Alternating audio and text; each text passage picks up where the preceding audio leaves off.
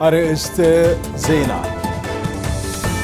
የደቡብ ኢትዮጵያ ክልል ጤና ቢሮ የ2018 ዓ.ም የክረምት በጎ ፈቃድ አገልግሎት ማስጀመሪያ መድረክ በወላይታ ዞን ሁምቦ ወረዳ ጠበላ አጠቃላይ ሆስፒታል አካሄደ።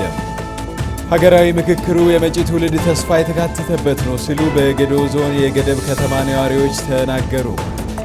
ከውጭ በዜና 7 አበይት አድርገን በትንታኔ የተመለከትነው ጉዳይ ዩክሬን የኢራንን መርከብ ማጥቃቷ በአውሮፓ ውስጥ አዲስ ጦርነት ሊያስነሳ ይችላል ተብሏል። እነዚህንና ሌሎች ስፖርታዊ ሰፋፊ ጉዳዮችን በዜና 7 አበይት አድርገን የምንመለከታቸው ይሆናል።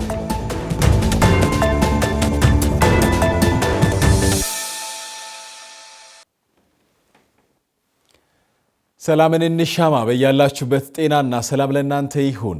ከገዶ ቴሌቪዥን ዜና 7 ወጃችንን አሁን ከጠቆምናቸው አበይት ጉዳዮች ጋር በማድረግ ወደ እናንተ ይዘን ቀርበናል። የዜና 7 ወጃችንን ከመላው ስቱዲዮ ባለሙያዎች ጋር በመሆን ደግሞ እኔ መስፍን አለሙ ወደ እናንተ የማደርሳችሁ ይሆናል። በቀዳምነት አጫጭር ዘገባዎችን እነሆ። ጠቅላይ ሚኒስትር ዶክተር አብይ አህመድ በአንድ ጀንበር 800 ሚሊዮን ችግኞችን ለመትከል ዜጎች አስፈላጊውን ዝግጅት እንዲያደርጉ ጥሪ አቅርበዋል።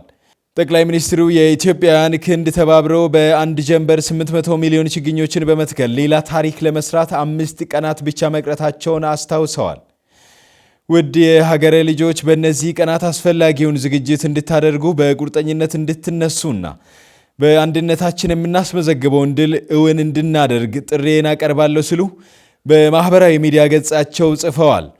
ኢትዮጵያ በአረንጓዴ አሻራ መርሃ ግብር ከ2011 እስከ 2017 ዓ.ም ባሉት ዓመታት በአጠቃላይ 47.6 ቢሊዮን ችግኞችን የተከለች ሲሆን በ2018 ዓ.ም ደግሞ ተጨማሪ 7.5 ቢሊዮን ችግኞችን ለመትከል አቅዳ በትግበራ ላይ እንደምትገኝ የግብርና ሚኒስቴር መረጃ ያሳያል። ስፑትኒክ አፍሪካ ዘግቦታል።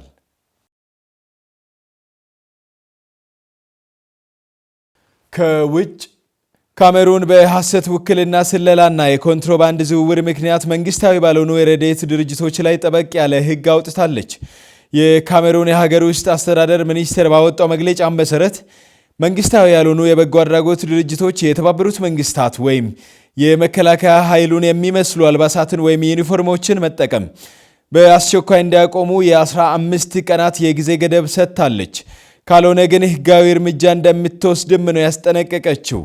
የማህበራትን ህጋዊ ህልውና ያለአግባብ የመጠቀም እንቅስቃሴ አብዛኛውን ጊዜ በ3 ዋና ዋና መንገዶች ይፈጸማሉ ሲሉ የካሜሩን የፖለቲካ ተንታኝ ቻርሌ ከንጊንህ ለስፑትኒክ አፍሪካ ተናግረዋል። ከነዚህም መካከል ስለላ፣ ህገወጥ ዝውውርና ህገወጥ የገንዘብ ዝውውር የተመለከቱ ናቸው። ቢቢሲ የዘገባው ምንጭ ነው።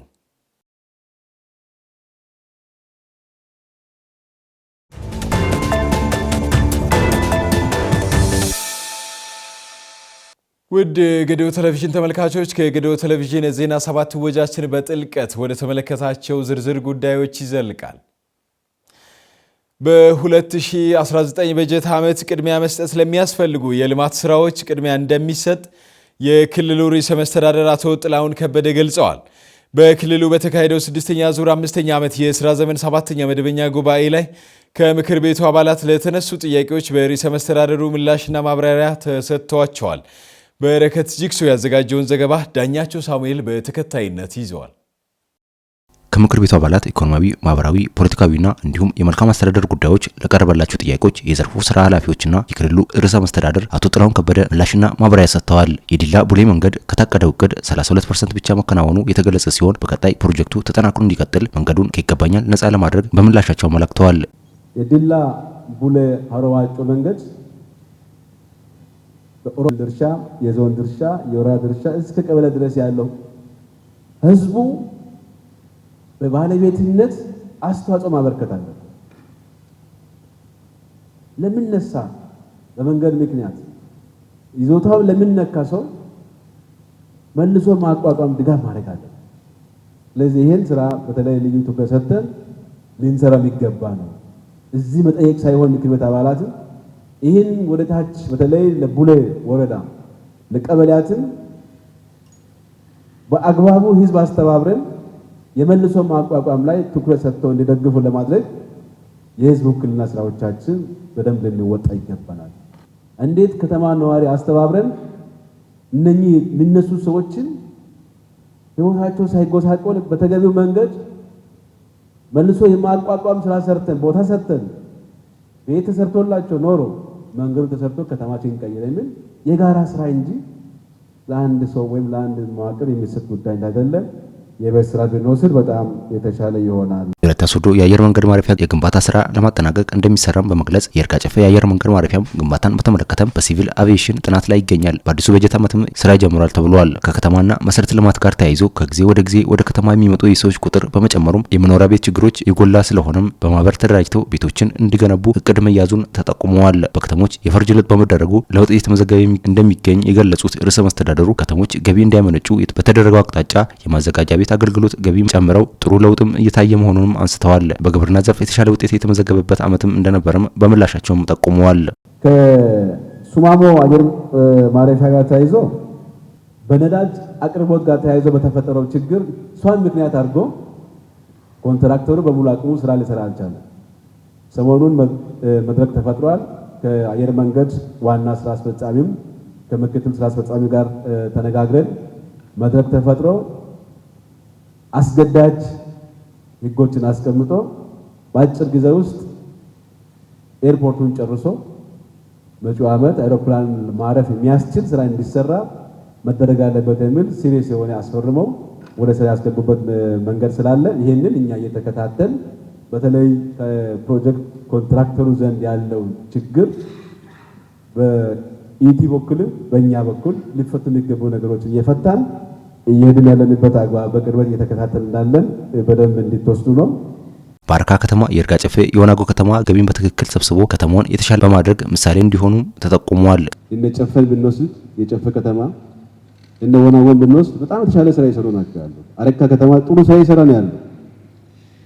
የዞኑ ማዕከል ሆኖ ግን ምንም ስራ የማይሰራ መንግስት ወይም ክልል ይደግፍ ብሎ የሚጠብቅ ማለት ከተማ አለ። የከተማ ነዋሪዎች ከተሞችን ያሳድጋሉ። እኛ ከተማ ነዋሪ የከተማ ባለቤት ነው፣ መቀየር አለበት፣ መስራት አለበት። ከክልል መንግስት አኳያ ግን መረጃት ያለብን የህግ ማዕቀፍ የአመራር ስርዓት ላይ ያሉ ችግሮችን በቅርበት እየደገፍን እየሞላን የመጣንበትን አጠናክረን ልንቀጥል ይገባናል ብለን ይዘነዋል።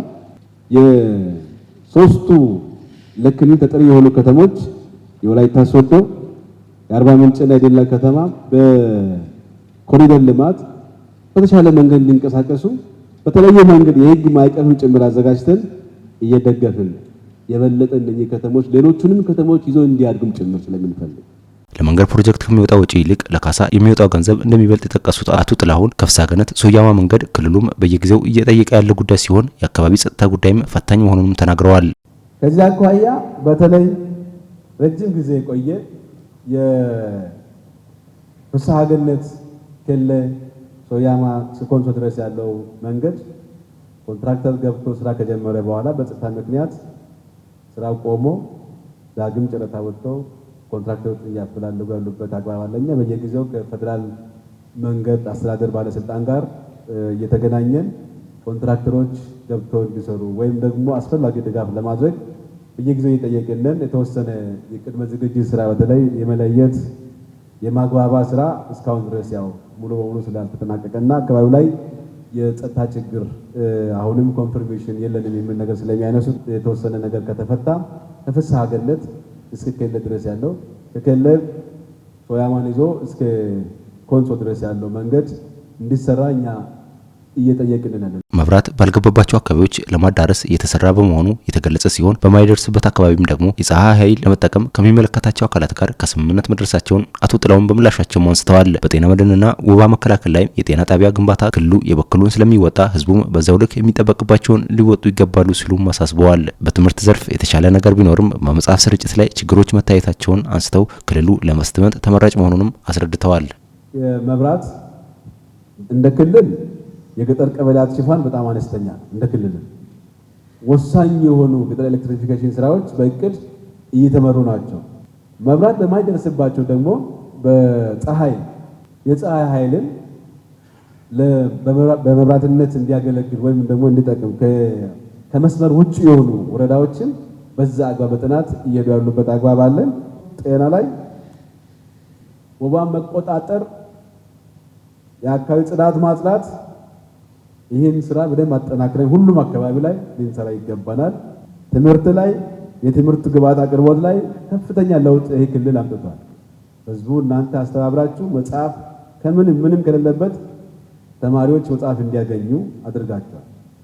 ታትሞ የመጣ መጽሐፍ ወደየ ትምህርት ቤቱ ማድረስ ላይ ግን የሚቀር ጉዳይ አለና እሱን ቶሎ መጽሐፎች ወደየ ትምህርት ቤት እንዲሰራጩ ማድረግ ላይ መረባረብ አለብን። የደቡብ ኢትዮጵያ ክልል ጤና ቢሮ የ2018 ዓ.ም የክረምት በጎ ፍቃድ አገልግሎት ማስጀመሪያ መድረክ በወላይታ ዞን ሁምቦ ወረዳ ጠበላ አጠቃላይ ሆስፒታል አካሂደዋል።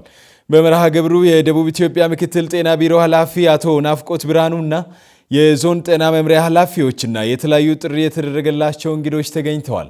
ተከታዩ ዘገባ በዚህ ላይ የሚዳስስ ይሆናል። የደቡብ ኢትዮጵያ ክልል ጤና ቢሮ የ2018 ዓ.ም የክረምት በጎ ፍቃድ አገልግሎት ማስጀመሪያ መድረክ በወላይታ ዞን ሁምቦ ወረዳ ጠበላ አጠቃላይ ሆስፒታል አስጀምረዋል። የደቡብ ኢትዮጵያ ክልል ጤና ቢሮ ምክትል ኃላፊና የሕክምና አገልግሎቶች ዘርፍ ኃላፊ አቶ ናፍቆት ብርሃኑ በመርሃ ግብሩ ማስጀመሪያ ላይ ባስተላለፉት መልእክት በጎ ፍቃደኝነት ጤናማ ማህበረሰብን ለመፍጠር አበርክቶ የጎላ መሆኑን ጠቁመዋል። ተላላፊ ያልሆኑ በሽታዎች የህብረተሰባችን ስውር ጠላቶቻችን ናቸው ያሉት ኃላፊው እነዚህ በሽታዎችን በምርመራ በማወቅ ተቆጣጥረን መኖር እንችላለን ሲሉም ጠቁመዋል። ጤና ሀብት ነው እንደሚባለው የህብረተሰባችን ጤና ሁኔታ ለሀገራችን የኢኮኖሚያዊ እድገት ትልቅ መሰረት ነው። በተለይ ደም ግፊት፣ ስኳርና ካንሰር ያሉ ተላላፊ በሽታዎች በዘመናችን የህብረተሰባችንን ጤና እየተፈታተኑ ያሉ ስውር ጠላቶቻችን ናቸው። እነዚህ በሽታዎች በጊዜ ካልተደረሰባቸውና አስፈላጊ ምርመራ ካልተደረገ ህይወትን የሚቀጥፉ ግን ከቀደምናቸው መቆጣጠር መከላከል የምንችላቸው ናቸው። የደም ግፊትና ስኳር ህመም ብዙዎች ሳያውቁት በውስጣቸው ይዘውት የሚኖሩት በሽታ ናቸው። አስቀድሞ ማወቅ ለቀጣይ ህይወት ዋስትና ይሰጣል። የዘንድሮ የክረምት በጎ ፍቃድ አገልግሎት በቅድመ ምርመራ ላይ ያተኮረ መሆኑን የገለጹት አቶ ናፍቆት በዚህም 50 ሚሊዮን ብር የሚገመት የቅድመ ምርመራ አገልግሎት ለማድረግ መታቀዱንም አብራርተዋል። የአካባቢው ማህበረሰብን በጠበላ አጠቃላይ ሆስፒታል የተጀመረው የነጻ ሕክምና አገልግሎት ተጠቃሚ እንዲሆንም ምክትል ኃላፊው አሳስበዋል። የክረምት በጎ ፍቃድ መርሃ ግብር በዋናነት ትኩረት ያደረገው ቅድመ ምርመራ ላይ በመሆኑ እጅግ ጠቃሚና አኩሪ ተግባር ነው። በዚህም በፓርቲያችን መሪነት የጀመርነው በጎ ፍቃድ አገልግሎት እንደ ሀገር ከ5 ቢሊዮን በላይ እንደኛ ክልል ደግሞ 50 ሚሊዮን ብር በማዳን የሰዎቻችንን ጤና ቀድመን እንለያለን ብለን ታሳቢ አድርገናል።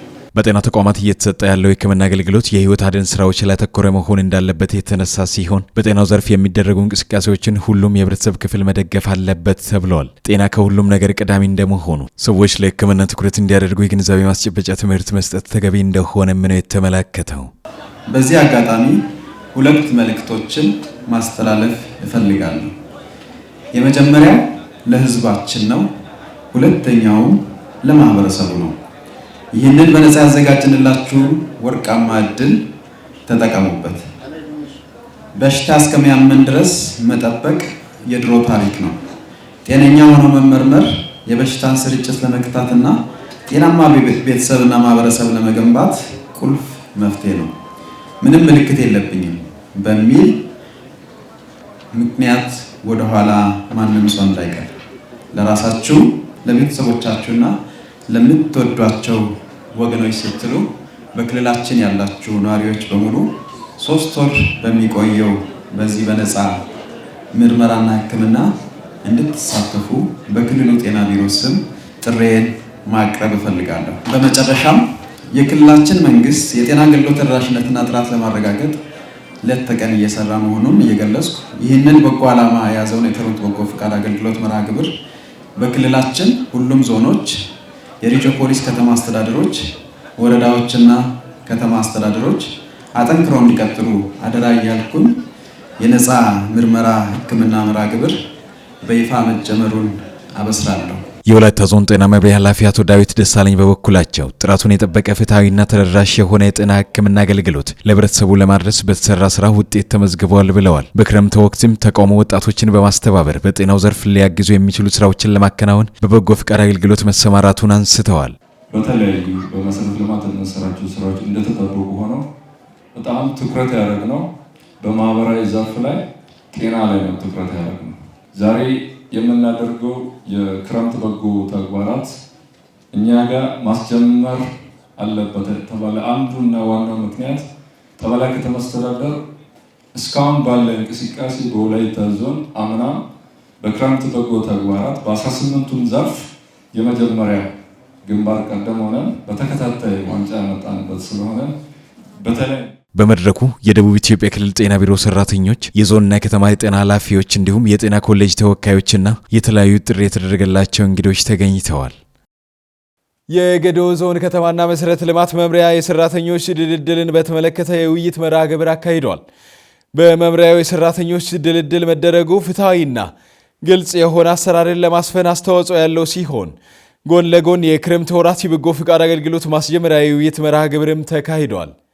ሰኒያ መሐመድ የሰራተኞች ድልድል መደረጉ ፍትሐዊና ግልጽ የሆነ አሰራርን ለማስፈን አስተዋጽኦ እንዳለውም ተመላክቷል።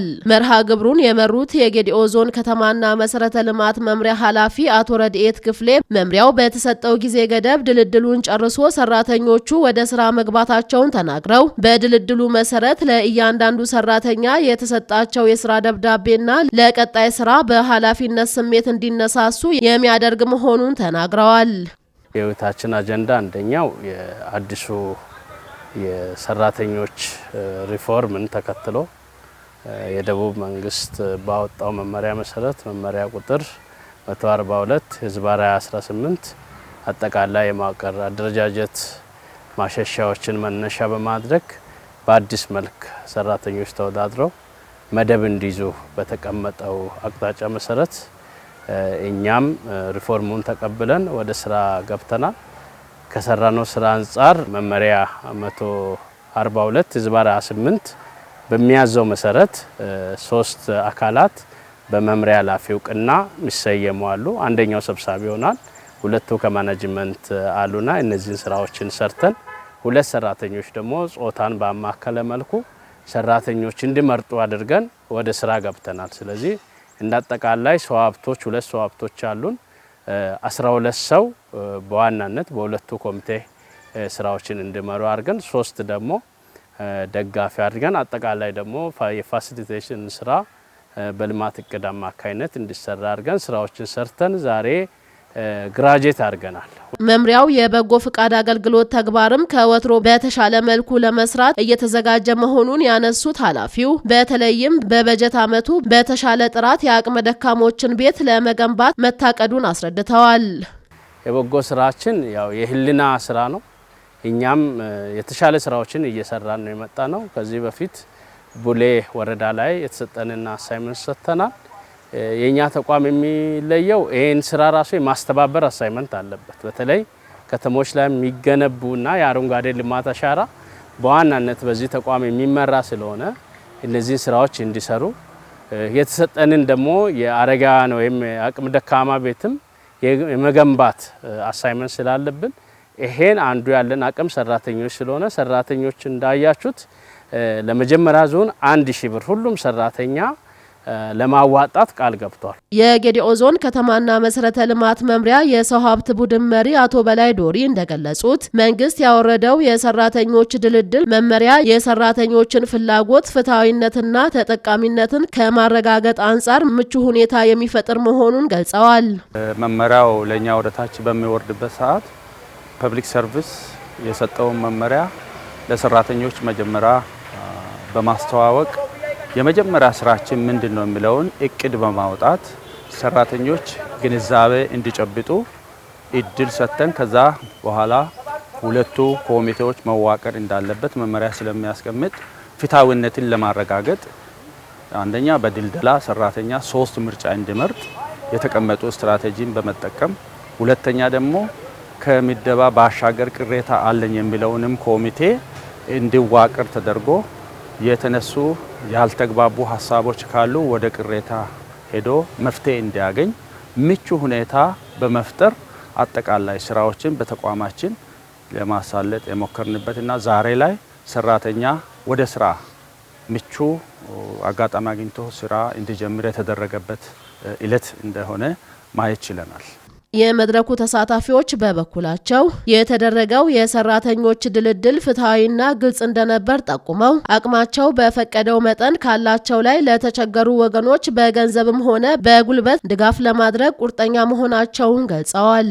ከላይ በማውረድ ፓብሊክ ሰርቪስ ለመምሪያችን በላከው መሰረት ኦሪየንቴሽን ከመስጠት አንስቶ ደብዳቤ እስከምንይዝ ድረስ ፍትሐዊና ግልጽ የሆነ አሰራር ነበረውና በጣም ደስ የሚል ዝናብ እየዘነበ ውሃ ላውላቸው እየፈሰሰ እያሉ አቅመ ደካሞች በየገጠር በየአካባቢ አሉ። ደርሰን ረተን ቤት ሰርተን ስናያቸው እንባቸውን እንዳበስን በጣም የሚደሰቱበት ግዛቶች ነበሩና አሁንም ደግሞ ያረዳናቸው ለመርዳት ነው። አሁንም ቆርጠን የተነሳ ነውና ይቀጥላል። የጌዴኦ ዞን ከተማና መሰረተ ልማት ጠቅላላ ሰራተኞች ባለፉት የደቡብ ክልል ሲቪል ሰርቪስ ኮሚሽን በሰራተኞች አዲሱ የድልደላ መመሪያ ባወጣው ላይ ሰራተኞች በተወካዮቻቸው አማካይነት በበላይ ኃላፊ የሚተወከሉት ብድድር ኮሚቴ ተመርጦ ለአንድ ወር ባለፈ ጊዜ የድድር ስራ ቆይቷል። ጠቅላላ የማጠቃላ ምዕራፉን ከሰራተኞች ጋር ውጤቱ ተለጠፈ በኋላ የተካሄደበት ርቀት ችግሮችንም ጭምር የጋራ በማድረግ የማጠቃላና ሁለተኛው አጀንዳ ደግሞ በበጎ ፍቃድ የዘንድሮ በበጎ ፍቃድ አገልግሎት አለ። የከተማና መሰረተ ልማት ባለሙያዎች በዚህ በበጎ ፍቃድ ስራ ላይ ግንባር ቀደም በመሆን ምን ለመስራት እንዳሰቡ ያንን በበላይ አመራር የቀረበውን እቅድ በማጽደቅና ቀጣይ የነሱን አስተዋጽኦ በአመለከተ መልኩ በምን በገንዘብ በጉልበት እንዴት መሳተፍ እንዳለባቸው የጋራ የማድረግ ይህንን ይዘን ለቀጣይ እንድንዘጋጅ የተዘጋጀ መድረክ ነው።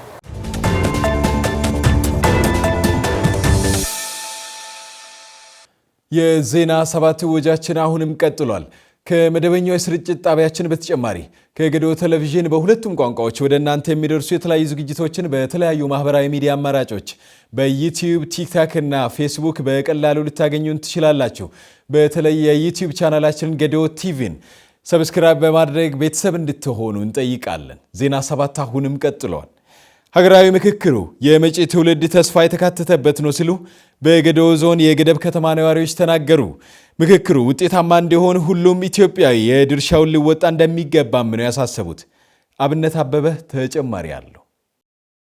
ሀገር ማለት እናት ናት። ከእናት ጋር ደግሞ ቂም አቅሞ አይቆይም ያሉን አስተያየት ሰጪዎቹም ሰው እንደሚታመም ሀገራችንም ኢትዮጵያ በሀሳብ ግጭት ምክንያት ህመም ላይ በመቆየቷ የሀሳብ ልዩነቶችን ቁጭ ብሎ ለመፍታት ሀገራዊ ምክክሩ ቁልፍ ሚና እንዳለው አንስተዋል። በምክክር ሀገር ይጸናል፣ ነገር ግን ባለመመካከራችን በተቀሰቀሱ ጦርነቶች ምክንያት ለበርካታ ዘመናት ኋላ ቀር ሆነን ቆይተናል ያሉት አስተያየታቸውን ለጌዴኦ ቴሌቪዥን ሰጡ አስተያየት ሰጪዎች ጦርነቶቹ ትርጉም አልባ ከመሆናቸውም በላይ በርካታ የሰው ህይወት የቀጠፉ እንደነበሩ አስታውሰዋል። ከዚህ በፊት ባለመመካከር በኢትዮጵያ ላይ የተከሰቱ ብዙ ነገሮች አሉ። ለምሳሌ የውስጥ ጦርነቶች አሉ። እነዚህ ባለመግባባት የተፈጠሩ ነገሮች ናቸው። በመመካከር ቢሆን ኖሮ እነዚህ አውዳሚ የሆኑ ተግባራቶች አይሆኑም ነበር። አገራችን ሰላም እንድታጣ የውስጥ መደፍረሶች አሉ። በውጭ ሀገርም በውጭም በውስጥም ሆኖ አንድ ላይ በመቀናጀት ኢትዮጵያ ለማፍረስ የሚሰሩ ስራዎች አሉ። ስለዚህ እነዚህን ሁሉ የማስቀረት ስራ ይሰራል ማለት ነው። ሀገር ማለት ትልቅ ዋርካ ትልቅ ጥላ ነው። በዚህ ጥላ ውስጥ የተለያዩ ብሔር ብሔረሰቦች የሚቀመጡባት የሚያርፉባት ህዝቦች በአንድ ጥላ ውስጥ የሚኖሩት እንደ ሀገር ሊገለጽ ይችላል። በሌላም እንደ እናትም እናት በብዙ ክፉንም መጥፎንም መልካሙንም መልካም ያልሆነንም ደጉንም ደጋግ ያልሆኑትን የምታፈራ ነች። እነዚህን ጭምር አንድ ላይ ይዛ በቀናነት እየመከረች እየተናገረች እያሳመነች እየመከረች የምትሄድበት ሂደት ስላለ እንደ እናትም እንደ ጥላም እንደ ዋርካም ለብዙዎች ማረፊያ የምትሆን ለሰው ብቻ አይደለም ለእንስሳቱም ለአውሬውም ለጫካ ለተራራ ለሸንተሩ ለወንዙም ጭምር በሀገር ውስጥ በተጣልሎ የሚኖሩበት እንደ ጥላ የሚያገለግል እንደ ተምሳሌት ልትወሰድ ትችላለች። ኢትዮጵያ ትልቅ ሀገር ብትሆንም ነገር ግን ብዝሃነቷንና የሀሳብ ልዩነቶቿን በአግባቡ ማስተናገድ ባለመቻሏ በተነሱ ቁርሾና ጦርነቶች እስካሁን በኢኮኖሚ ኋላ ቀር ሆና መቆየቷም የሚቆጭ ነው ሲሉ አንስተዋል። ምክክር በማጣታችን ኢትዮጵያ ካለችበት ተበታትና ሰው በብሔረሰብ ተከፋፍሎ በፖለቲካ ተከፋፍሎ በተለያዩ ሁኔታ ተከፋፍሎ አገሩን እንዳታድግ አንድነት እንዳይፈጠር የተደረገበት ሁኔታ አገባብነት ስለሌለ ካሁን በኋላ በዚህ ውይይት መነሻ ተደርጎ ለትውልዱ ለመጪ ትውልድና ለቀጣዩ ጊዜ ኢትዮጵያ የምታድግና የኢትዮጵያ ለሌላ ሀገር ተመሳሳይነትን የምትሆንበትን አቅጣጫ ማሳያ መንገድ ነው ብዬ ነው የሚያምነው። ጌዲኦ በመሰል አጋጣሚዎች በህዝቡ ዘንድ ሰላምን ለማስፈን የቆየና የጠነከረ ይፋጭ ስርዓት ያለው ህዝብ መሆኑን የጠቆሙት አስተያየት ሰጪዎቹም ይህም አለመግባባቶች ሲፈጠሩ እርቀ ሰላምን በማውረድና እንዳይደገሙ በማድረግ ለሀገራዊ ምክክሩ በግብዓትነት የሚያገለግል ስርዓት ያለው ህዝብ እንደሆነም ተናግረዋል። አሁን እንደ ጌዲኦ ብሔረሰብ እኔ ጌዲኦ ሲሆን አንድ በአካባቢ በጌዲኦ ውስጥ ሲጠፋ ሽማግሌዎች የት ይሰበሰባል? በሾንጎ ምን ያደርጋል? ፋጬ ያደርጋል። አንድ በሽታ ሲሰማ ምን ይሆናል? ሲባት አለ፣ 7 ጎሳ አለ።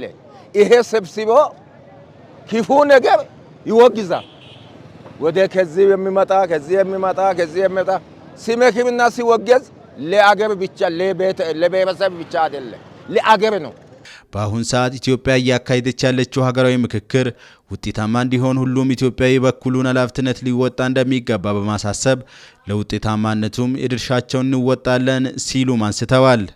ያልመከረ ሰው፣ ያልመከረ መንግስት፣ ያልመከረ ሽማግሌ፣ ያላስታረቀ ሽማግሌ አይባልም። አገር ማጥፋት ነው የሽማግሌ ዓላማ፣ የሾንጎ ዓላማ ይሄ ነው። እኛ የምናውቀው ምክር በጣም ጥሩ ነው። እኛ የምንመክራለን፣ እየመከር ነው የምንኖረው። ብዙ ሀገሮች ምናልባት ባለመመካከር ይመስለኛል ዛሬ ላይ በተለይ የአፍሪካ ሀገሮች ብዙ ያልተፈለገ ነገር ውስጥ ገብተው ዜጎቻቸው ወዳልተፈለገ ነገር ውስጥ ገቡ። ለስደትም ለጦርነትም ለተለያየ ነገር ተዳርጓል። ነገር ግን ሀገራቸውን በምክክር ያዳኑ ደግሞ ምሳሌ የሚሆኑ ሀገራትም አሉ። ለአብነት እነ ዩጋንዳን ማንሳት እንችላለን። የቱትሲና የሁትሲን ጦርነት የፈቱበት መንገድ። እኛ ደግሞ ስናይ ኢትዮጵያ በጥሩ ባህሎች አሉን። ይሄ ምክክር ኮሚሽኑ ከመምጣቱም ቀድሞ ብዙ ችግሮችን እየፈታን የመጣንበት ባህል አለንና ያሁኑ ግን ለየት የሚያደርገው ሁሉንም ብሔር ወክሎ ነው። ኢትዮጵያ ወደ ተምሳሌት ሀገር ለማሻገር በምናደርገው ጉዞ ላይ ትልቅ ራሱን የሆነ አሻራ አለው ማለት ነው። ስለዚህ በመመካከር የማይፈታ ጉዳዮች የሉ፣ በመመካከር የማይመጣ ለውጥ የለም። በመመካከር ውስጥ ብዙ አብሮነት፣ ብዙ እድገቶች፣ ብዙ ለውጦች አሉ ማለት ነው። ኢትዮጵያ ስትማከር ጥሩ ደረጃ ላይ ትደርሳለች። ምክንያቱም ካደጉት ሀገራት ተርታላ ለማሰለፍ በምናደርገው ጥረት ላይ ምክክር በጣም ወሳኝና ወሳኝ ነው። አሁን እኛ እየመከርን ያለ ነው ለኛ አይደለም፣ ለትውልድ ነው ኢትዮጵያ እየመከረች ያለችው፣ ለልጆቻችን ነው እየመከረች ያለችው። ለራስ ብለን ሳይሆን ለልጅ ነው እየተመከረ ያለው። ስለዚህ ልጅ ደግሞ የተመከረ ልጅ ደግሞ ነገ ደግሞ አባቱ በመከረው ምክር ይሄድና ያኛውን ምክር ያጸናል ማለት ነው። ስለዚህ ወደፊት ለሚሄዱት ትውልዶች ይሄ ትልቅ ስንቅ ነው የሚሆናቸው። እንደምናውቀው በዓለም በአፍሪካን ደረጃም የተለያዩ የተበታተኑ ሀገሮች አሉ። እንደነ ሶሪያ፣ ሊቢያ አካባቢ ሀገር እንዲፈርስ ምክንያት የሆኑ ሰዎችም አሉ። ለምን? መመካከር ሲገባቸው፣ መወያየት ሲገባቸው። ሀገር ማለት ህንፃና የሆነ ነገር የሚታይ ሀገር ማለት ሰው ነው። በሰው መሰላል ሀገርም።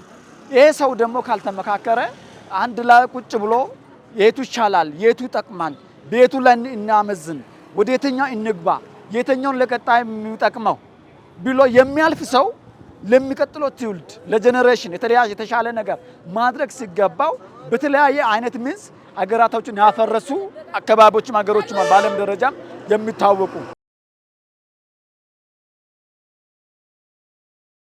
የተሻለ አገልግሎት ለማህበረሰቡ ለመስጠት ጥራት ላይ በትኩረት እየሰራ እንደሚገኝ የሀሮርሳ ጤና አጠባበቅ ጣቢያ አስታወቀ።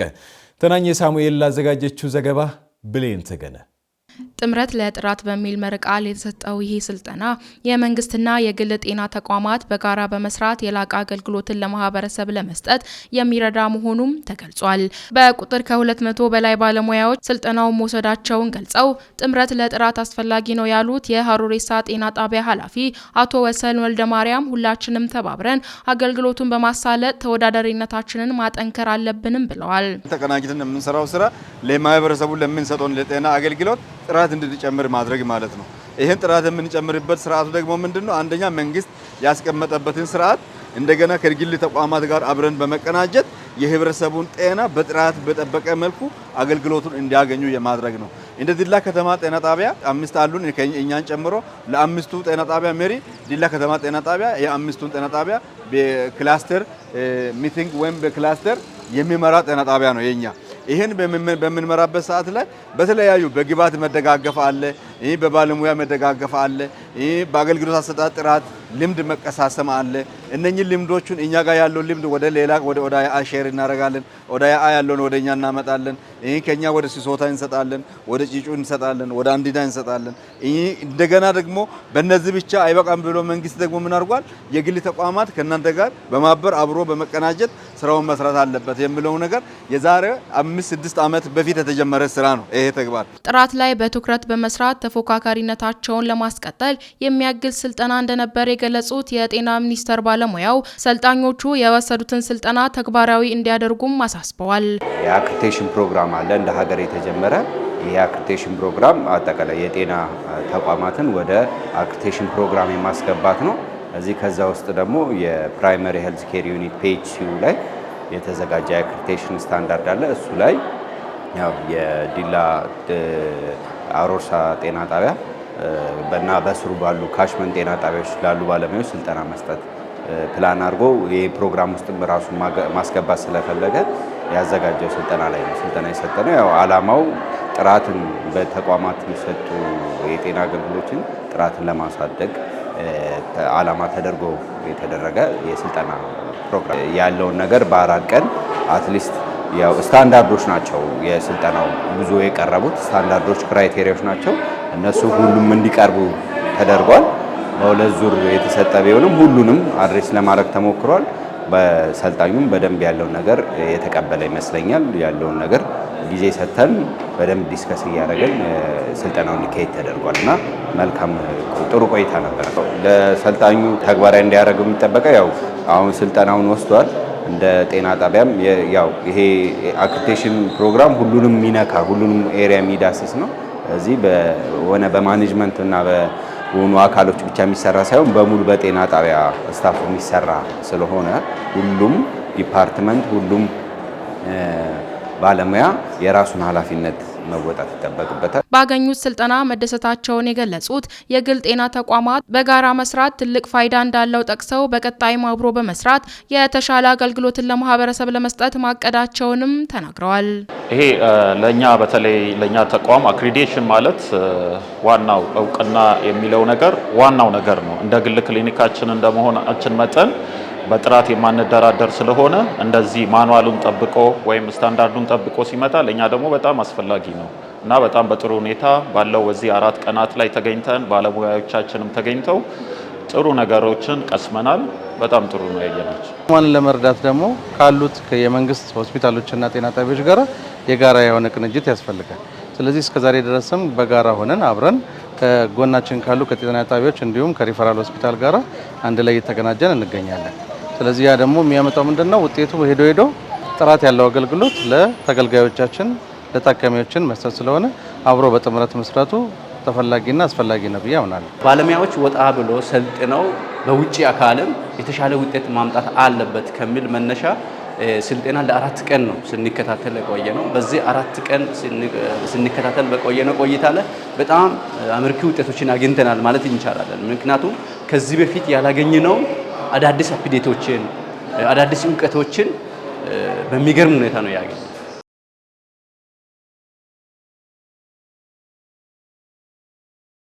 የዜና 7 ወጃችን አሁን በትንታኔ ከውጭ ወደ ተመለከተው ጉዳይ ይዘልቃል። ዩክሬን የኢራንን መርከብ ማጥቃቷ በአውሮፓ ውስጥ አዲስ ጦርነት ሊያስነሳ ይችላል ተብሏል። ዩክሬን በካስፒያን ባህር ውስጥ የኢራን መርከብ ላይ ጥቃት ሰንዝራ አንድ መርከበኛ መገደሉ ጦርነቱን ሩሲያና አሜሪካ እንደያሰላለፋቸው እንዳይቀላቀሉ ያሰጋል ተብሏል። ለዓለም አቀፉ የትንታኔ ዘገባ ደመላሽ ጉልማ። የዩክሬኑ ፕሬዝዳንት ዘለንስኪ በሩሲያና በኢራን መካከል ወታደራዊ ጭነቶችን እያጓጓዙ የነበሩ መርከቦችን በካስፒያን ባህር ውስጥ በተሳካ ሁኔታ ማጥቃታቸውን ተናግረዋል። ሩሲያ ቀደም ሲል ዩክሬን ጥቁር ባህርን እንዳትጠቀም መገደበው ይታወቃል። ይህም ዕቃዎችን መቀበልም ሆነ መላክ አስቸጋሪ አድርጎት ቆይቷል። አሁን ደግሞ ዩክሬን በካስፒያን ባህር ውስጥ የኢራን መርከቦችን ለማጥቃት ወስና ተነስታለች። ይህ ጥቃት አሜሪካንን ይበልጥ ወደ ግጭቱ ለማስገባት፣ ትራምፕ ደግሞ ለዩክሬን ተጨማሪ ገንዘብ እንዲልኩ ለማድረግ የታቀደ መሆኑንና ዩክሬን የኢራን መርከቦችን እንድታጠቃ ተጠይቃ ይሆናል የሚል ግምታቸውን ፖለቲከኞች አስቀምጠዋል። ኢራን በካስፒያን ባህር ውስጥ ከዩክሬን ጋር ግንኙነት ያላቸውን መርከቦች በማጥቃት አጸፋ ለመስጠት ከወሰነች በኋላም ዘለንስኪ ምግብና ሌሎች ወደ ውጭ የሚላኩ ዕቃዎችን ከዩክሬን ማስወጣት የበለጠ ከባድ እንደሆነባቸውም ታውቋል። በኢራን ላይ የሚሰነዘር ጥቃት ሁልጊዜ ዋጋ ያስከፍላል፣ ኢራን ድርጊቶቿን ያለ ምላሽ አያልፍም የሚለውን ዩክሬን በቅርቡ ልትረዳው ትችላለች የሚል ደብዳቤም ከኢራን ለዩክሬን መላኩ ታውቋል። ሩሲያ ዩክሬንን ከጥቁር ባህር ሙሉ በሙሉ አርቃታለች። በጥቁር ባህር በኩል ምንም ነገር እንዳትቀበል ወይም እንዳትልክ አድርጋለች። ዩክሬን በካስፒያን ባህር ውስጥ ሲጓዝ የነበረ የኢራን መርከብ በምታጠቃበት ጊዜ አንድ መርከበኛ መገደሉም ተነግረዋል። ከኩዊንስ ተቋም ትሪቲ ፓራንሲ እንዳለው ዩክሬን ከኢራን ጋር ወደ ጦርነት ለመግባት ብቻ እየሞከረች አይደለም፣ ይልቅስ ዩክሬንን ጦርነት ከኢራን ጦርነት ጋር ለማዋሃድ እየሞከረች ነው በማለት አስተያየቱን ሰጥቷል። እነዚህ ሁለት ጦርነቶች ከተዋሃዱ ዩክሬን በኢራን ጦርነት ውስጥ ተሳታፊ ትሆናለች።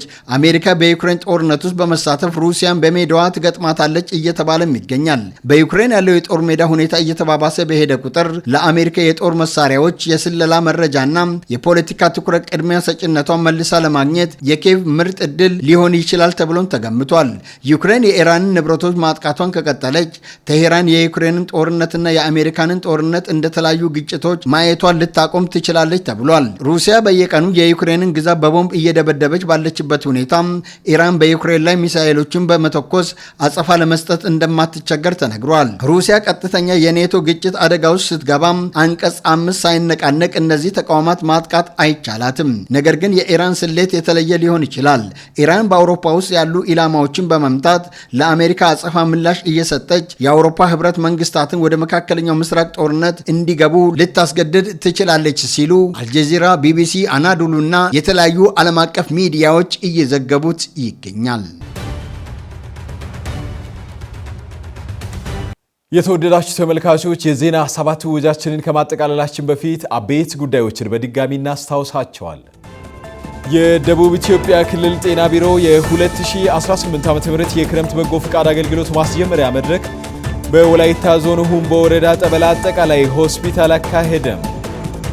ሀገራዊ ምክክሩ የመጪ ትውልድ ተስፋ የተካተተበት ነው ሲሉ በጌዴኦ ዞን የገደብ ከተማ ነዋሪዎች ተናገሩ። ዩክሬን የኢራንን መርከብ ማጥቃቷ በአውሮፓ ውስጥ አዲስ ጦርነት ሊያስነሳ ይችላል ተባለ። እነዚህንና ሌሎች ስፖርታዊ ዘገባዎችን ጨምሮ በዜና 7 ወጃችን አበይት አድርገን የተመለከትናቸው ዋና ጉዳዮች ሲሆኑ የዜና 7 ወጃችን አሁን በተከታተላችሁት መልኩ ተጠናቋል።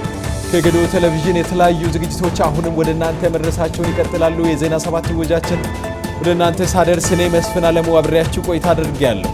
ከቀሪ ጌዴኦ ቴሌቪዥን ሌሎች ዝግጅቶች ጋር መልካም ቆይታን እየተመኘው እኔ ከወዲሁ ሰናበታችኋለሁ። ሰናይ ጊዜን ተመኘው። ሰላምን እንሻማ። በያላችሁበት ጤናና ሰላም ለእናንተ ይሁን። መልካም ጊዜ